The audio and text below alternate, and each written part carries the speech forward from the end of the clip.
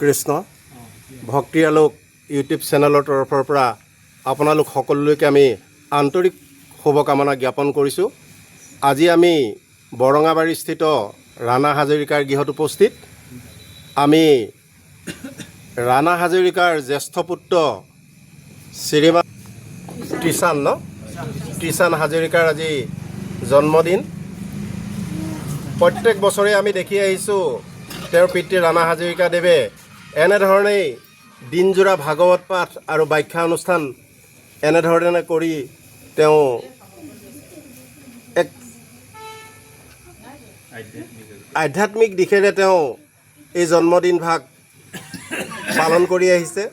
যিটো সময়ত দেখা গৈছে আমাৰ অসমীয়া সমাজখন সম্পূৰ্ণ পশ্চিমীয়া সংস্কৃতিৰে কেক কাটি মমবাতি জ্বলাই তেনেধৰণে উদযাপন কৰি অহাৰ সময়ত দেখা পোৱা গৈছে যে বহু ধৰণে আজিকালি আমি পাইছোঁ। আমাৰ ইউটিউব চেনেলৰ জৰিয়তে আমি যথেষ্টখিনি আমি এনেকুৱা জন্মদিন আপোনালোকৰ আগত আগবঢ়াই আহিছোঁ। এয়া ব্যতিক্ৰমী প্ৰচেষ্টা।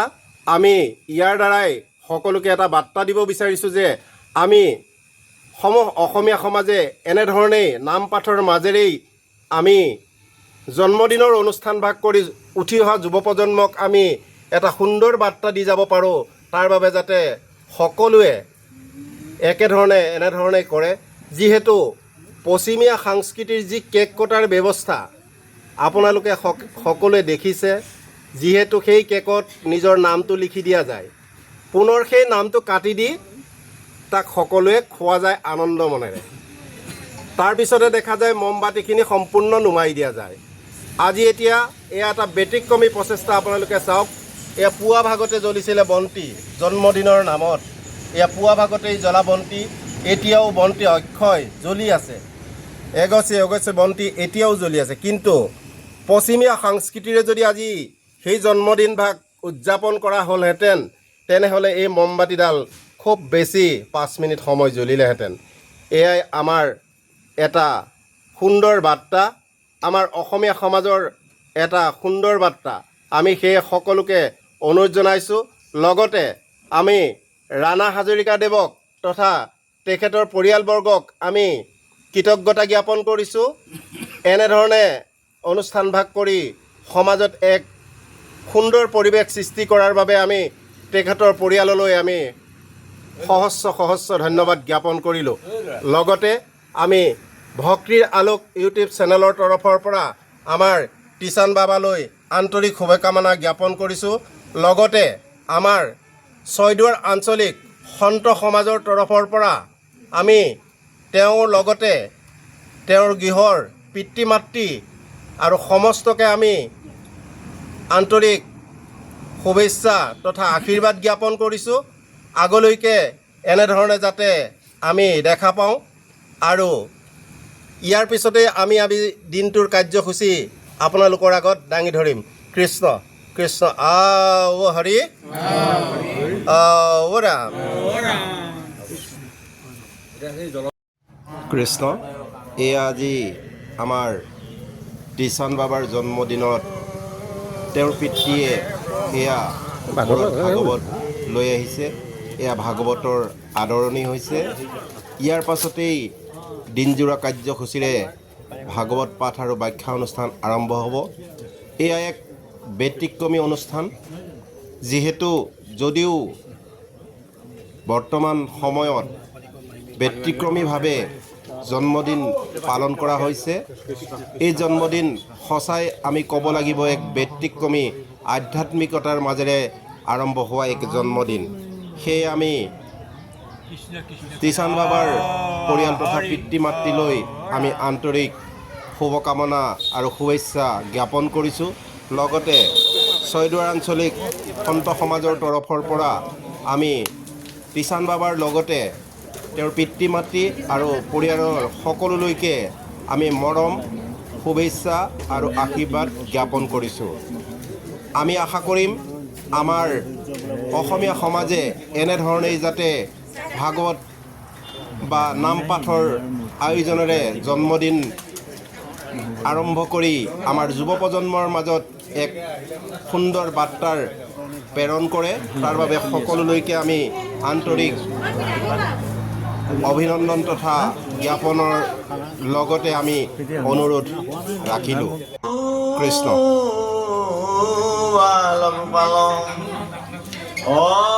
গোবিন্দ চিন্ত্ৰ গোপাল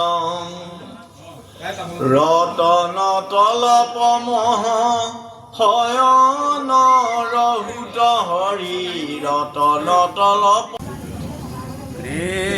কৃষ্ণ শংকৰ গুৰু হৰি হে ৰাম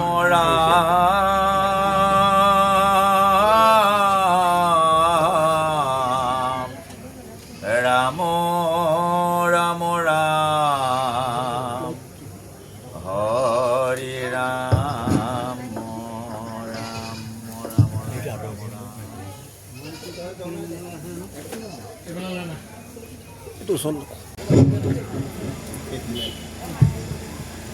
রাম তোমার শরণে আবে প্রখিল শরণ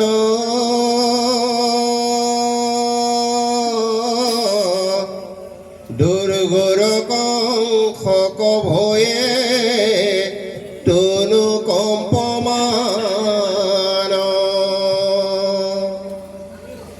ভক দুর্গর কংসক ভয়ে তনু কম্পমান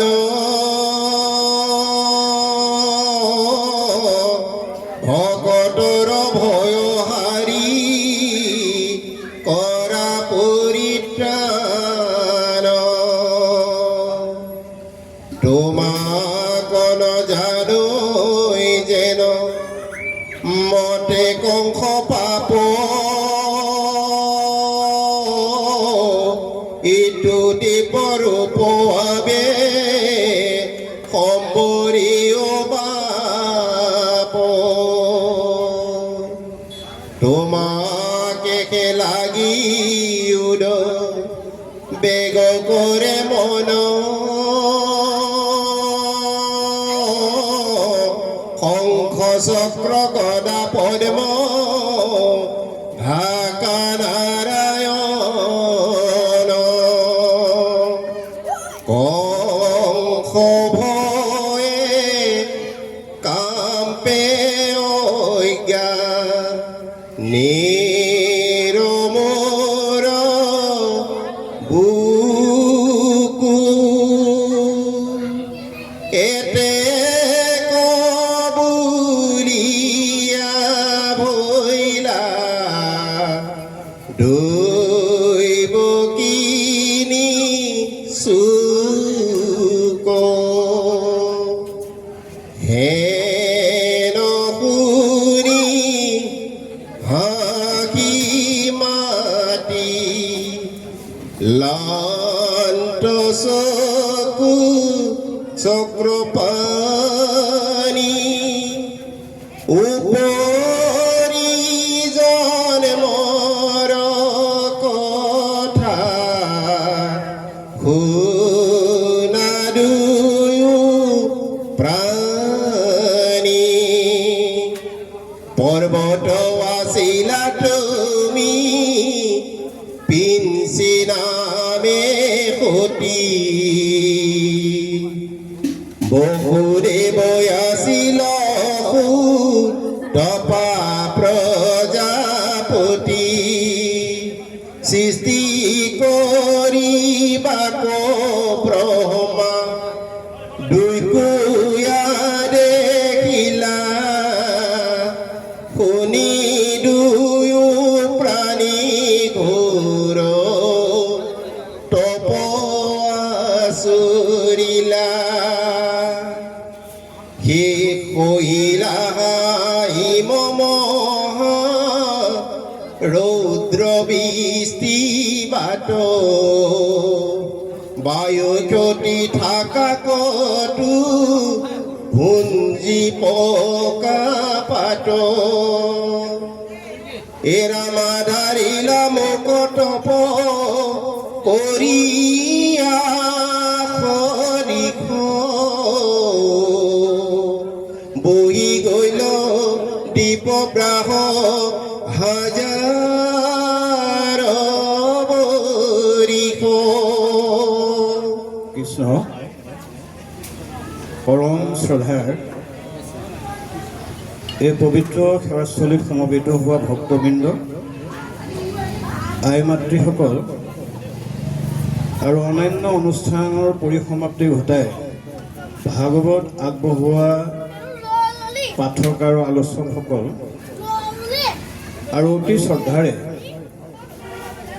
এই পবিত্ৰ অনুষ্ঠানভাগ অনুষ্ঠিত কৰা সেৱকী বৰ্গ পৰিয়ালবৰ্গলৈ আমি জয় জয়তে ভক্তিভৰা শ্ৰদ্ধা নিবেদন কৰিছোঁ। আৰু এইকাৰণে কৰিব লগা হৈছে, তেখেতে আৰম্ভৰ পৰা আজিলৈকে এটি শিশুৰ জন্মৰ উপলক্ষে ভকতক নিমন্ত্ৰণ কৰি ভকতৰ পৰা আশীৰ্বাদ লোৱাটো হৈছে শিশুৰ জন্ম দিৱস। কিন্তু আমি নাজানি পেলাই হিংসা ধৰ্ম কৰোঁ, এই ধৰ্মই আমাৰ শিশুক কোনো কাৰণে উত্তৰণ ঘটাব নোৱাৰে। সেইটো দৰ্শনেৰে চালে আমি সেৱকীসকললৈ আন্তৰিক শ্ৰদ্ধা নিবেদন কৰিছোঁ। আৰু লগতে ইমান সময় বাপে কৈ যোৱা পাঠৰ পৰা মই অকণমান আলোচনাহে কৈছোঁ। এতিয়া ভগৱন্তৰ দৰে ঈশ্বৰ পুৰুষক খন্তেক সময় দেখা পাবৰ কাৰণে এতিয়া ভগৱান কৃষ্ণই কি বুলি কৈছে আপোনালোকে শুনিছে, গম পাইছে, 12,000 বছৰ তপস্যা কৰিব লগা হৈছিল। দৈৱকীক ঘোষণা কৰিছে যে হে মা,